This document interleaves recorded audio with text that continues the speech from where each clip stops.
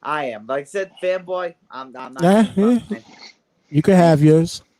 Number 3, I'd probably go Heart Foundation still. 4, trying to think who I'm missing. Okay, let me get back to the rest because I don't even know if I. You got ENC and the New Day. Mm-hmm. Say again. You got ENC Oh, and the New Day. New Day and then ENC. See, for me, I was not the biggest Edge and Christian fan, but they won. But they won everything. Yeah, they won everything. 3 TLC matches and they won all 3. I was salty every goddamn time. But for me, in this list, they would be top 10. Not just because of personal bias, they would be top 10, but not over the Dudleys. That's the disrespect alone for the Dudleys in this list is just immense. Okay, so would you put the Usos over Edge and Christian? Yeah, Fair. I personally would. No, I fair. personally I would. agree. Not because I hate, but just see what they have done.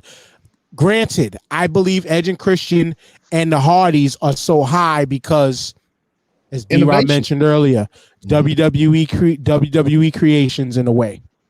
Number 2, the TLC matches. They gave some of the the biggest memories in the quote unquote attitude era of the WWE. I mean, other than the New Day being here, honestly, it should be the freaking Hardys, Dudleys, and the fucking Edge and Christian should be 1, 2, and 3. Not in that order, but 1, 2, and 3. Agreed. Just based off of that alone. But tag team wrestling has always kind of been more than that. But in the WWE scope of things, seems like ever since the TLC run that they had, tag team wrestling kind of also took the slow, steady decline. Like it's like they set the standard, and now nobody else can dare think to try to match that because we're not going to allow you. And that's kind of disrespectful in a way. And that's kind of where the disrespect in a little bit towards tag team wrestling as a whole in that company also has been a problem. Again, talking back to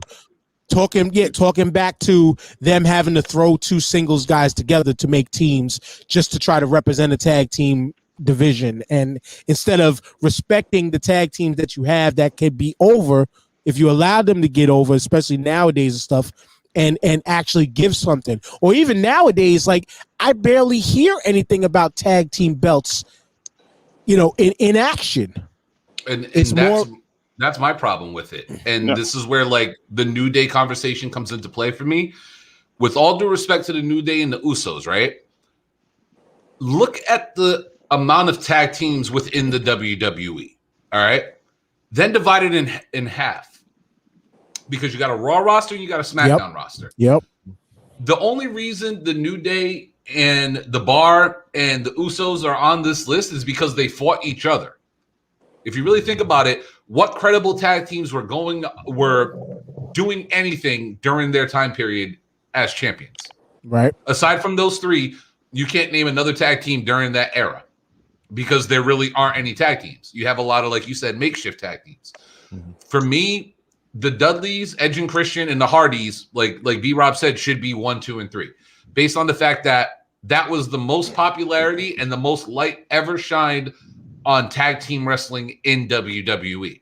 And it all goes back to not even TLC. It really goes back to the Tit. And I don't know how many of y'all remember the Tit. Yeah.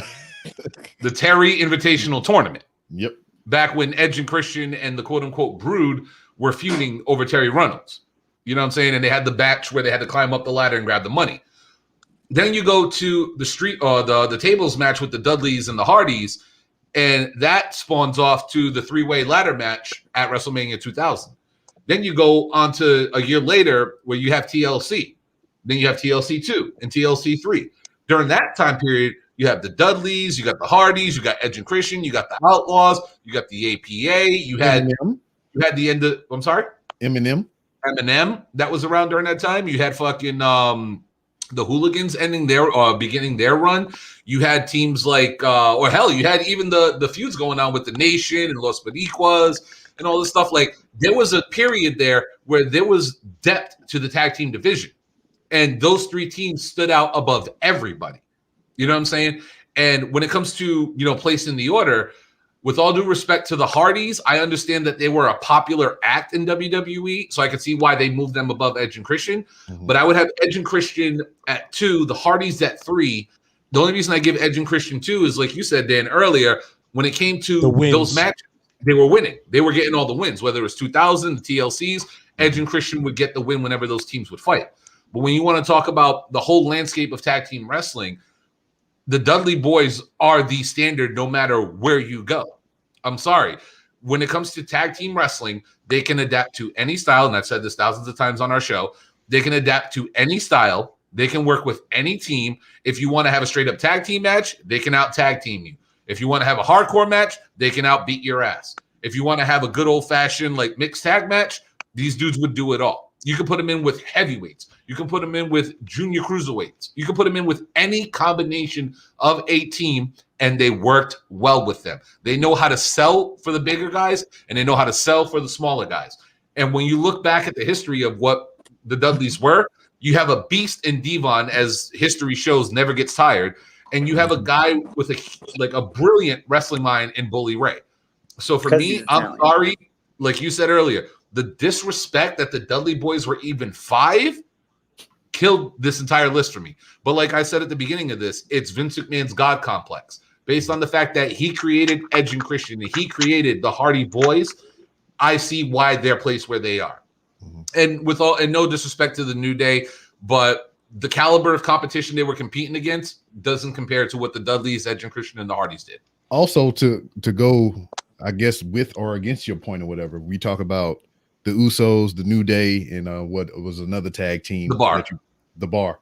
Mm-hmm. They all faced each other, but we could say that, yeah. But every time they faced each other, it was always a fucking banger, though. Yeah, it was great. You know? Trust me, I'm not taking away when I say that. And I'm just saying, like, because we can just put this into a different scenario with something else. We can say like, all right, Drew McIntyre is facing Bobby Lashley again. We don't want to see that shit. But if we said the Usos is facing the New Day again, we like, holy shit, because we know what they're going to deliver. You know, right, so, right.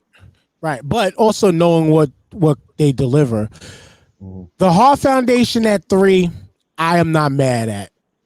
1, it was kind of a nostalgia pick in some respects, but 2, them as a tag team was incredible. And Anvil with that fucking laugh, man. and the pulling of the beard, but one of the most memorable finishes in the Heart Attack, the pink and black, what they did in that late 80s, early 90s was incredible. Incredible. Now, is this penance for trying to smooth over Bret Hart over the years for the I'm sorry I fucked you? Hold up. Look at the top of Nick bed. Oh shit.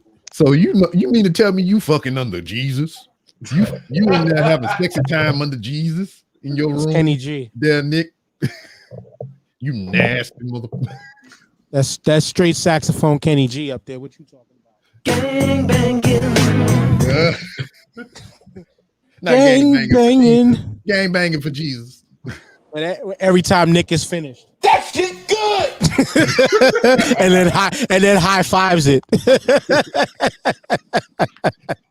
Serious, he's back. Man, Jesus is hanging over your bed. Is like I would clap for you right now, player, but What happened? right now. see the way these hands are set up. What happened? No, we was just clowning on chilling. Nothing. Will you listen back to it? Listen back to it after I upload it later. Nah, I'm just saying. I like when the Hart Foundation they had. I remember when they had the powder blue, baby. The powder blue gear. Short period of time. But overall, though, I mean, we kind of Brian, B. Rob, y'all made y'all like corrections to this top 5. Lou, if you were to correct this top 5 before we get into your should have never been list, if you were to correct this top 5, I mean, so again, I got LOD as number one because I'm fanboying over that, and it's hard because like this list is so stupid because there's no like actual rules. It's just like they put whoever they want and they did whoever they want. So it's like, do you go by title reigns? Do you go by longevity? Do you go like I'm basically going off of like who comes into my head like emotional wise, and I went LOD 1, Dudley's 2, Hart Foundation 3, Steiner Brothers 4, New Day 5. That's full nostalgia. I mean, that's a childhood list. That's what I'm saying. That's what I'm saying. It's like when I think of tag teams, like those are the teams that I think of, and it's like based off that list, I can see Lil Lou sitting around with his WWE action figures in a little wrestling ring and making them. Even better. I see Lou with a calculator trying to figure out Scott Steiner's math in TNA. I did it yesterday. I'm not doing it again. Nick, how did he remember all that shit, man? Or did he just make it up that was freestyling. That was freestyling. That was as bad as Foxy Brown's math on the affirmative action track. Divided by 2 times 8. Now you got 32. What you gonna do with all that in her knees? But Nick, any corrections to this top 5 for you? Yeah, who would your top 5 be? Pretty much. Mine, Dudley's 1.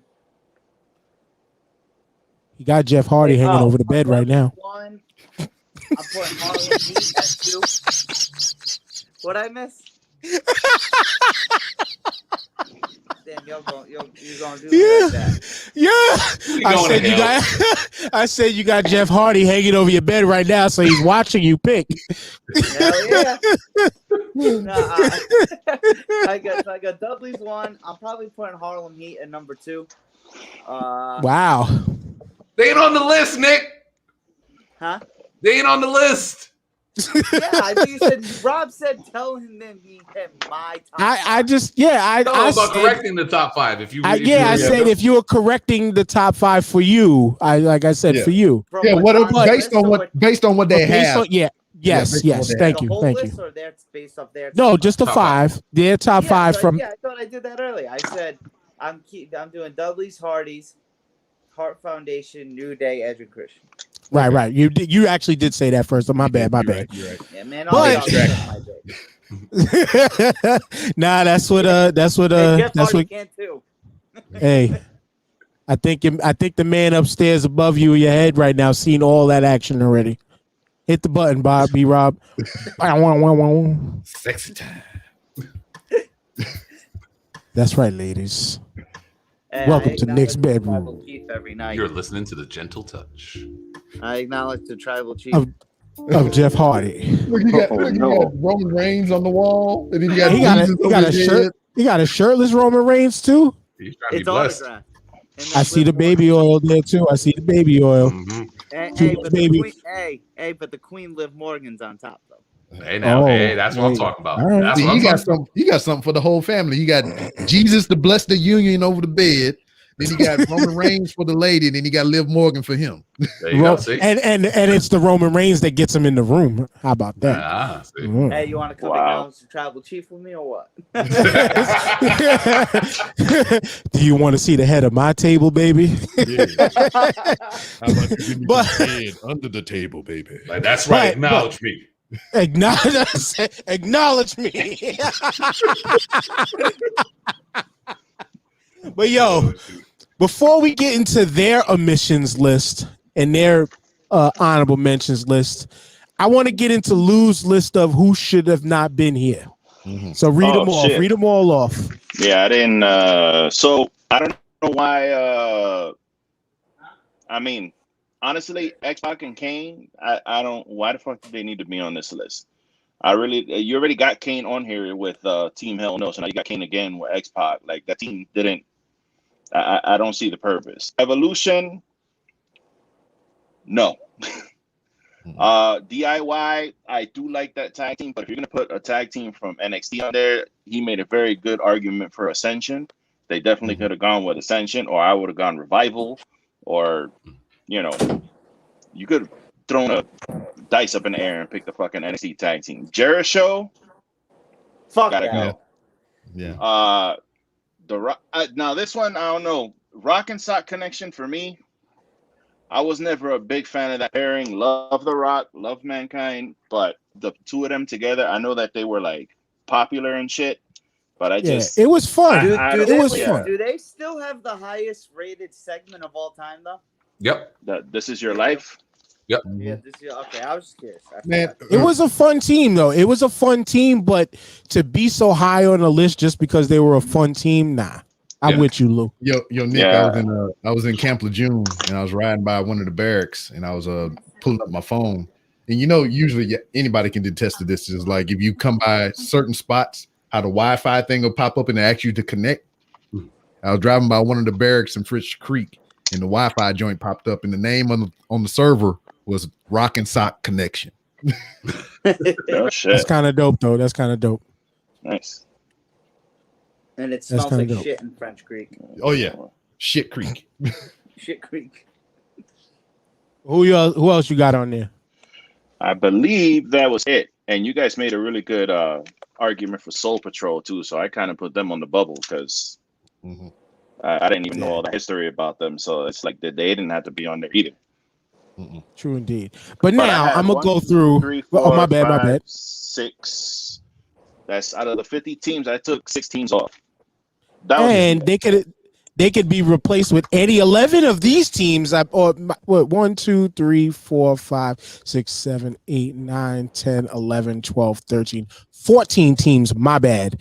They could be replaced by at least 10 of these 14 teams, in my opinion. Okay. This is what they decided to show in the top 5 episode of the greatest tag teams ever, according to them. Harlem Heat. Yeah. The Fabulous Freebirds, RVD and Sabu, the Outsiders, the Koloffs, Doom, Steamboat and Youngblood, Sting and Luger, the Von Erichs, the Midnight Express, the Rock and Roll Express, the Hollywood Blondes, the Horsemen, and I purposely skipped over this name because it actually highly impressed me that they gave these brothers props. The Eliminators. Ooh. That was the ECW team, right? Yes. And if I wanted to throw in one more that they also forgot that was an ECW team was the Pitbulls. Oh yeah. Dope. Yeah. Go back and watch Eliminators versus Pitbulls match. Who's the Pitbull? Yeah. Pitbull 1 and Pitbull 2. Pitbull 1 and Pitbull 2. Pitbull 1 and Pitbull 2. Yeah, that was their name. Did they always yell Dale, Mr. Worldwide? Dale. Worldwide. See, I wish my button thing worked because I actually got a Mr. Worldwide thing on my thing. Yeah, I'm telling you, dog. I didn't catch a lot of ECW, but like what I've always seen in highlight is that daggone the Eliminators fucking up a motherfucker with that damn kick sweep combo. It's pronounced total elimination. Joey Styles always said it like that. Where is Joey Styles? See, there it is. Look, it popped up in the chat. Who said it? Yeah, total elimination was the shit. But that shit looked vicious as fuck. Okay, can I just be serious for a minute? First off, this list is bullshit, right? How the fuck Techno Team 2000 not on this list? Where the fuck is High Voltage? All right, LOD 2000, son. For real, like how did they not make this list? I had to troll. I'm sorry. Impact players, yes, Impact players. Where the primetime players? Oh, bro, yeah. Where's Twin prime Towers? time? Where are the Twin Towers? Big Boss Man and Hakeem. Yeah. Where's the B team? Where the B team? Go. Yo, I don't care. Shit, the B team. That shit was over as fuck with me. B team, go. No word of a lie. Eddie Ortiz on the show is obsessed with the B team, and he's so 3 count. Oh, yeah, respect on 3 count. Love Tank Abbott with Tank Abbott as the hype man, as the groupie. That's what solidified it for me. Like the song was all right. It was kind of catchy but annoying. But when Tank Abbott's out there, well, wait, 3 count was the young AJ Styles too, right? No, he wasn't a part of that group. It was Who Evan won? Courageous, Shannon Moore, and Hurricane Helms. Oh, you're right. Yeah, they were. As individuals, they absolutely were awesome. But it was just that gimmick WCW. I mean, I love WCW at the time. It worked, but yeah. But this omissions list, I'm calling it an omissions list. This was their honorable mentions. Yeah, all not you mentioned WWE teams, except for again the Brainbusters. Yeah. Technically, which I don't like to call them the Brainbusters. I like to just call them Arn and Tully, or Tully and Arn. You know, but they again, the rest of these, you bought their territories, absorb it into your history. I could give you if you left Doom off, but if you want to talk about black tag teams and great black tag teams, Doom belongs up there. Doom belongs up there over the Soul Patrol. You know, this is revisionist history, man. They use that shit when it's convenient to them. Yeah. What was that, Lou? We just went into the Matrix real quick. Wait. They left off the Rougeau brothers. Fabulous Rougeaus. Yeah. They left off the Rougeau. The Orient Killer Express, Bees. the fucking Rougeau brothers, the Headbangers, the Colossal The Connection, Mounties. the Brain No, the Busters. Mounties were there. Oh, the Mounties. The Mounties were there. Yeah, all right. Yeah. Right. Yeah, but they're the See, Quebecers, yeah. that's what I was Remember- talking about. The Rock and Roll Express, the Midnight Express. But all hold this on. shit sound the same to me. Yeah, and remember, they are not the Mounties as they said often. Yeah. You know who else They are they not. forgot? What's Brock Lesnar and fucking Shelton Benjamin's name in OVW? Oh, the Minnesota wow. Stretching Crew. Yeah, how do you forget them? Oh, what And about real quick, not tag team related. What y'all think of Brock Lesnar's new look? I think it's kind of hot. He looked like a bitch. I said it. Kind of sexy. You look behind you. Green and shit. What? Did y'all notice though? He looked behind him though to see if Paul Heyman was gonna come and introduce him for him. He ain't gonna be at SummerSlam. Oh, and I'll man. be depressed because Rob, it's gonna happen. Goldberg. I don't want wish him that. to- Stop God, speaking that bro, into why? existence, Nick. Yeah, I don't want. But, him, I mean- Gonna. We Let's look at- forgot Public hold on. Enemy too, man. We forgot Ooh. Public Enemy. Yeah, Yeah. Public Enemy. But let's look at. But one of these teams I want to look at, and I'm surprised they didn't add him in, is the Hollywood Blondes. Stunning Steve Austin. Stunning Brian Steve. Pillman. And I was a fan of Stunning Steve before the Stone Cold turn. Stunning Steve was incredible too. Then Coming to the ring doing this shit. What was he the after that he was what the Ringmaster. Ringmaster. the ringmaster. Ringmaster. The fuck out of here. That worked- Boo that Public worked for- Enemy. Don't you boo Public Enemy? Nah, yo, I get Public Public Enemy Enemy. was able to work. Yeah, I mean they worked great. Nick. They gave a lot of great good matches. They just wasn't like that spot tag team. What Dog, up, Rob? I was in Fort Leonard Wood when I was a student back in 2000. Public Enemy came on base and they did a show at the freaking gym. A rap show? No, like a wrestling show. Oh, And daggone, okay. I only remember this because like Gangrel was there too, and they pulled out the table because Public Enemy was like a rip-off Dudley Boys and shit. They always brought out tables and trash. No, cans they and actually all did this it other first. bullshit. They were the first ones to do it. What? You're Maybe right. they physically stunk, You're right. Ed. Maybe it was like BO to You're right. BO You're right. stunk. Yeah, no, Now I that don't I'm think they thinking about stunk. it. Oh, here you Thank go. you for Another correcting one. me. But I remember they pulled out the table and shit, and one of the I guess like the gym custodians or whatever, or they're trying to stop them because it wasn't one of the wood tables. It was like a no shit hard on fucking table or whatever. So the Hard dude is on. like actively trying to stop them from using the table or whatever, and to the point to where he stood up on the table and started jumping up and down on it to show them that this shit is solid and you ain't putting somebody through it. And all they did was like kind of brush him off, put the dude on there, and they hit him with a trash can, and then that was the end of the match. All he had to do was watch. All I was going to say about as far as tables, all he had to do was watch Japanese wrestling. None of them little thick ass 1x1 tables that they had looked like you should have went through them. No, but them bitches snapped. I got one more tag team to throw in there, and this is a serious one. in the late 90s, early 2000s, anybody who watched WCW, one of my favorite tag teams was Chronic. Oh shit, yeah, they Chronic, were dope, bro. Chronic With was the Who's shit. that, like Adam glasses Clark. and a trench coat. It was Brian Clark, the dude that was Crush, right? Yep, Yeah. Brian Clark and Brian Adams. Yeah. So, no, I'm thinking no, I wasn't thinking of them. I was thinking of Palumbo and I forgot who was it. Yeah. And Palumbo and O'Hare. O'Hare. Yeah. Those dudes. Yeah. What about Those New dudes. breed. Yeah. What about Raph and Mortis, man? I give it up to them, but if that was they just were the dope, terrible too. gimmick days, Yeah. but nah, Palumbo and O'Hare though, like talk about great big men. Mhm. Those dudes were phenomenal. And Chuck let's Palumbo not from Rhode Island. Chuck Palumbo and from let's Rhode not Island. sleep Who on was the- Sean was- Stasiak either. Yeah. Sean Who was Stasiak the was dude that was who was the dude that teamed up with Scott Norton and they were like Night Train? What was his? I can't remember his fucking name. Scott Norton Yeah. used to team up with this big black dude. They called Ice him Train. Night Ice Train. Ice Train, right? Yeah, he's a heavily forgotten dude also. You know, Yeah. Ice I Train. You know what I'm You know who saying? I think Cooking them got fucked seeds like out a of pound this? of bacon. I think Billy and Chuck should have been on this. Billy, You know Chuck, something? fuck no. I actually, you know what, Nick? You know what? Now that Yeah. you mentioned it, I agree with you on that. I think Billy and Chuck should have made this list. Way at the bottom. Don't get me wrong. Y'all can boo, but you know something?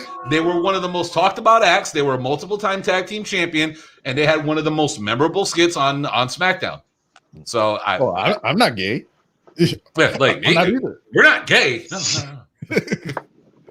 And that What, whole thing though? with This is- Eric My Bischoff bad, go ahead. took the mask off and did that shit. That whole shit was crazy. Yeah, no, it was That a whole shit popular was segment. wild. But just to Hey, close this Kent, I out gotta- though, because I this gotta was head fun. outta here. Yeah, I was about to close this out though, but since we talking about memorable stuff though, we got Next Woo! up. we got to talk about this here. We got to bring up memorable. Scorpio.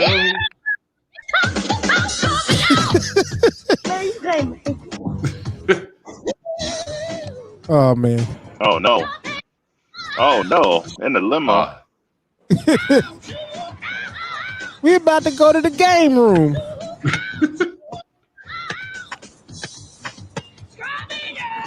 Got away, little Now, white if boy. any- Hold on. Now, if any of y'all remember, I put it up in the Wrestling and Trash page where I made the video saying this is what Hawk seen when Tuco Scorpio attacked him in North Korea. Wow. Look how fat Triple H was.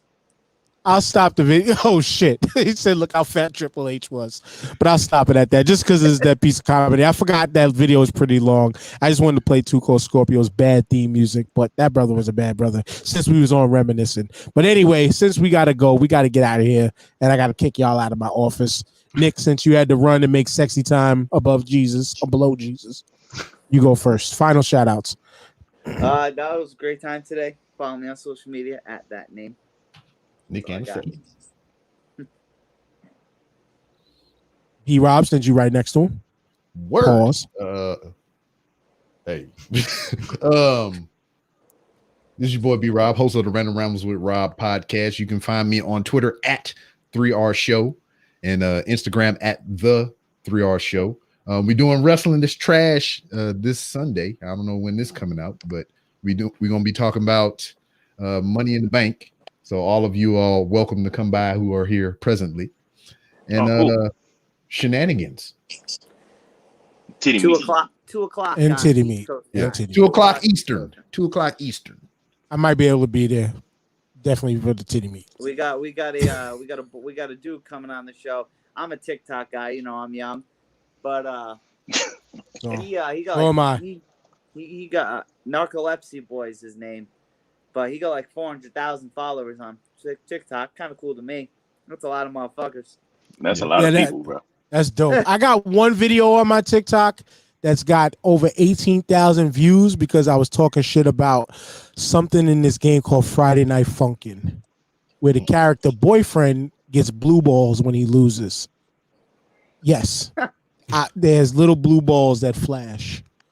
But Lou from the BX. Lou from the BX, man, host of the Everything Podcast. You guys, if you want to check me out. You can go to the Everything Podcast page on Instagram. From there, you can hit my bio link. Everything is on the link tree. You can hit up the merch store, go to the website, check out the podcast on any streaming platform, or if you're choosing, new episode will be up on Friday. I'm gonna be talking some shit. Join me, man. Lou, the most public private person ever. So I got so much shit to say, and I lack the vocabulary to say it. Yeah. Brian, and I found the video real quick. I'll show y'all after Brian goes. All right. Again, you can catch us at UWO Podcast on Facebook. We go live every week. UWO 401 on Twitter. We haven't really been on the Twitter that much, but the best way to catch us is on Facebook. I am on TikTok as well. UWO Brian 401. I got a video with 39,000 views. It's usually just me messing with the woman. Just holla at us. We always available. Yes, sir.